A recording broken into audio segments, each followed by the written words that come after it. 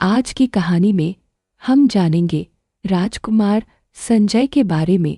तो चलिए कहानी शुरू करते हैं। राजकुमार संजय युवा और अनुभवहीन थे। जब उसके पिता की मृत्यु हो गई तो वह सौवीर के राजा बन गए।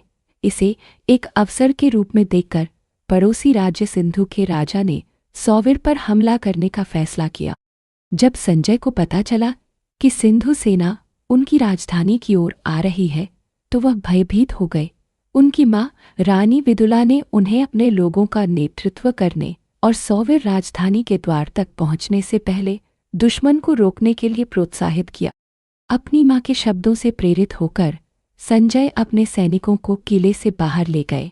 सौवीर सेना को आगे बढ़ता देख सिंधु नरेश को आश्चर्य हुआ। उसे बिना किसी प्रतिरोध के किले पर कब्जा करने की उम्मीद थी।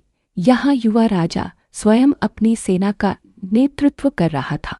सिंधु राजा ने सौवीर सेना पर भीषण आक्रमण का आदेश दिया। घोड़े सर पर दौड़ने लगे, तलवारें टकराने लगी और तीर उड़ने लगे। हमले से अभिभूत होकर संजय ने अपना घोड़ा घुमाया और किले की ओर पीछे हट गए। जब रानी विदुला ने अपने पुत्र को युद्धभूमि से लौटते देखा तो उसने रक्षकों को किले के द्वार बंद करने का आदेश दिया। घायल होकर अपनी मां से सांत्वना मांग रहे संजय को कोई सहानुभूति नहीं मिली। इसके बजाय उसने उससे तुरंत युद्ध के मैदान में लौटने का आग्रह किया। उठो, हे कायर, अपना डर त्याग दो, विदुला ने चिल्लाकर कहा।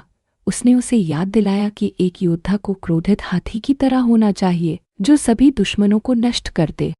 जाओ मेरे बेटे, विदुला ने कहा, युद्ध के मैदान में लौट जाओ। तुम्हारे पास दो विकल्प हैं, दुश्मन को हराओ और विजयी होकर घर आओ, या तब तक लड़ो जब तक तुम्हारी हार न हो जाए। इन शक्तिशाली शब्दों को सुनकर संजय पीछे मुड़े और अपने शत्रुओं पर आक्रमण करने लगे। उनकी बहादुरी ने उनके सैनिकों को अपने युवा राजा के लिए लड़ने के लिए प्रेरित किया। ज्वार अपने खिलाफ होने के कारण सिंधु राजा अपने लोगों के साथ भाग गया। संजय विजयी होकर घर लौटे। यह कहानी बाद में कुंती ने कृष्ण को सुनाई और उनसे इसे अपने पुत्रों पांडवों को सुनाने के लिए कहा। पांडव राजकुमार हस्तिनापुर के असली उत्तराधिकारी थे, लेकिन उन्हें 13 साल के लिए अपने राज्य से निर्वासित कर दिया गया था। उनके निर्वासन के अंत में उनके चचेरे भाई दुर्योधन ने उनके राज्य को वापस देने से इनकार कर दिया। कुंती ने कृष्ण के माध्यम से अपने सबसे बड़े पुत्र युधिष्ठिर को एक संदेश भेजा जिसमें उनसे उनके अधिकार के लिए लड़ने का आग्रह किया गया। इस प्रकार विदुला के साहस की पुकार को एक और मां ने भी दोहराया। पांडव बहादुरी से लड़े, विजयी हुए और अपना राज्य पुनः प्राप्त कर लिया। तो दोस्तों, इस कहानी से हमें ये सीख मिली कि साहस और दृढ़ संकल्प से विपरीत परिस्थितियों में जीत मिलती